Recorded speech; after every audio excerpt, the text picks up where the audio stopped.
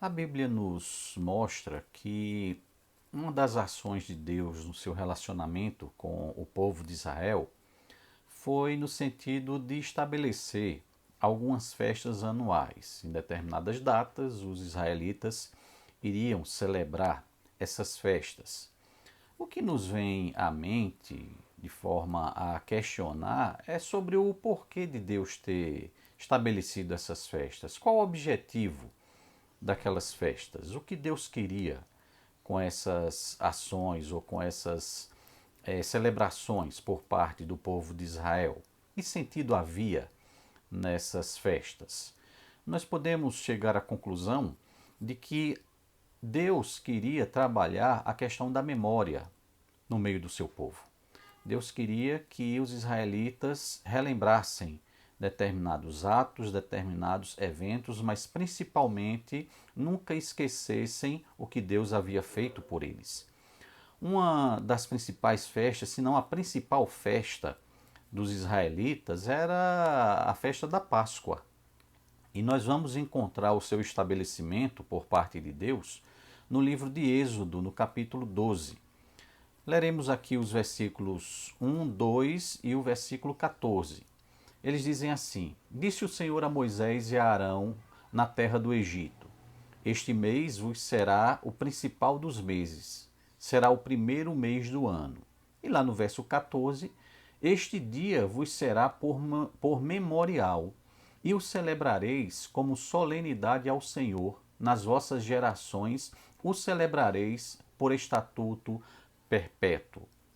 Então Deus estava firmando ali um pacto com o povo para que os israelitas celebrassem, né, a festa da Páscoa, que era a saída, a celebração, né, da saída do povo de Israel do cativeiro, da escravidão do Egito. Era a sua principal festa religiosa. Então vemos aqui, especialmente no versículo 14, quando Deus fala em memorial. Aquela festa seria um memorial para o povo de Israel. Essa expressão memorial vem de uma raiz, de uma palavra que dá a entender falar a respeito de alguém. Então o objetivo da festividade era que os israelitas falassem a respeito não somente do evento da Páscoa, mas de quem promoveu aquele evento, que teria sido Deus. Então a festa tinha o objetivo de trabalhar a memória do povo de Israel. De que o povo de Israel não tirasse da sua memória Deus que havia libertado o seu povo da escravidão do Egito.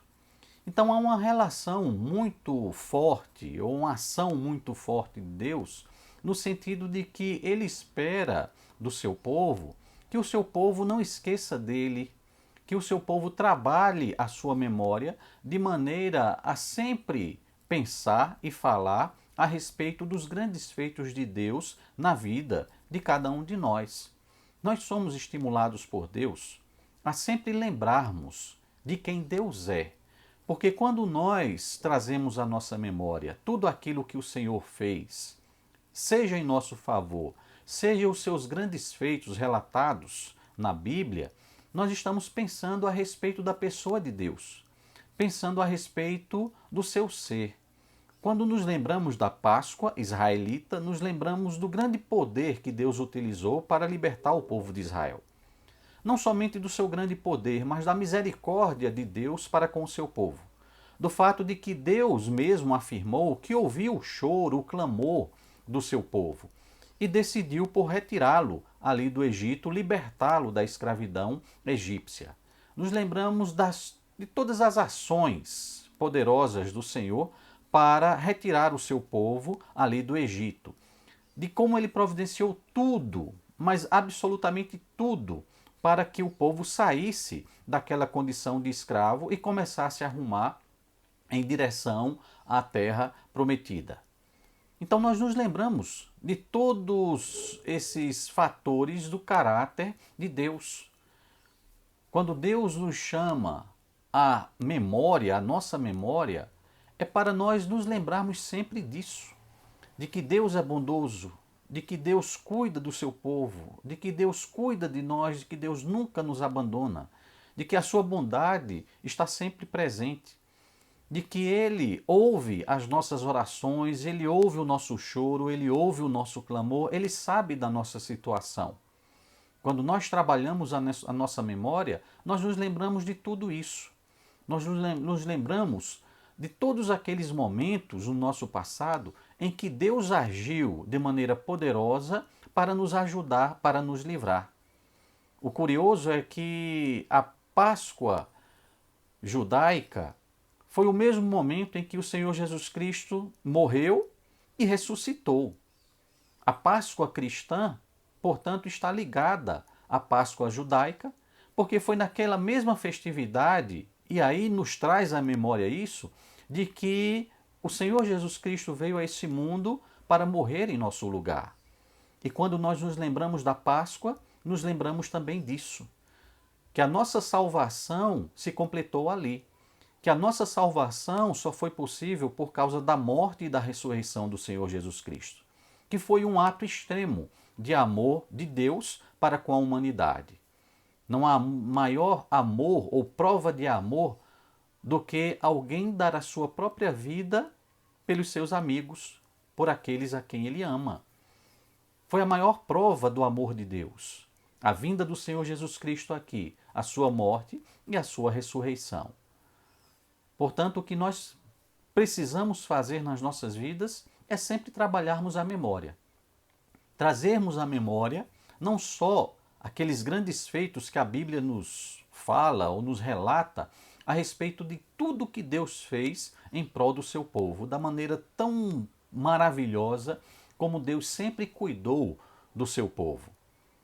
Mas trazermos também à memória todas essas facetas do caráter de Deus, para não nos esquecermos jamais da bondade de Deus, do seu amor, do seu cuidado, do seu zelo, da sua misericórdia para com as nossas vidas. E isso fortalece a nossa fé, isso fortalece o nosso vigor, porque quando trabalhamos isso na nossa memória, nós estamos nos lembrando a nós mesmos de que o mesmo Deus que agiu tão poderosamente para com Israel, que agiu tão poderosamente no início da igreja, que agiu tão poderosamente em diversos eventos das nossas próprias vidas, é o mesmo Deus que continua agindo hoje e que vai agir também no futuro. Nós nos lembramos de quem o nosso Deus é. Nós nos lembramos de quem é o Senhor Jesus Cristo. Isso nos traz conforto, isso fortalece a nossa fé.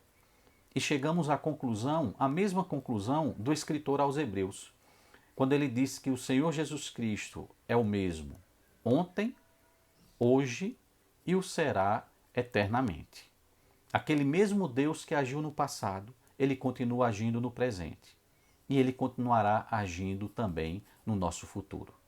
Naqueles momentos difíceis, naqueles momentos de maior dificuldade que nós enfrentamos, nada melhor do que nós trabalharmos a nossa memória e nos recordarmos de quem é o nosso Deus, de quem é o Deus a quem nós servimos, porque ele vem trabalhando durante toda a história, não só da humanidade, mas da nossa história pessoal.